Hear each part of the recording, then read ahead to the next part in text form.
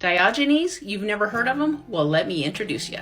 Diogenes of Sinope was an eccentric ancient Greek philosopher that lived in Greece between the years of 1412 and 323 BC. And my man was one of the founders of Cynicism, an ancient Greek school of thought that promoted virtue, lived naturally, and hated luxury. And as you get to know, he was incredibly wise, but hilariously controversial.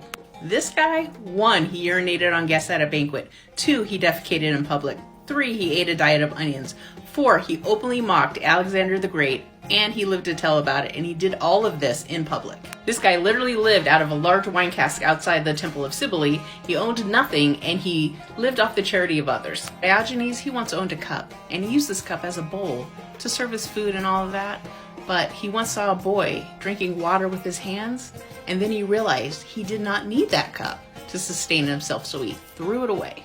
And one of the things Diogenes is most known for is holding a lantern or a candle in front of the faces of the people of Athens and just saying, "Don't mind me, I'm just searching for an honest man." And Diogenes also believed that any natural act that had to be done in private, like urination, defecation, that it should be natural and done in public.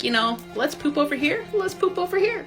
If you're trying to figure out his personality and put it in a modern day box, he really was the troll of all trolls in ancient Greek times. One day, Diogenes was just basking in the sun, soaking in the rays when he heard trumpets signaling a great person approaching.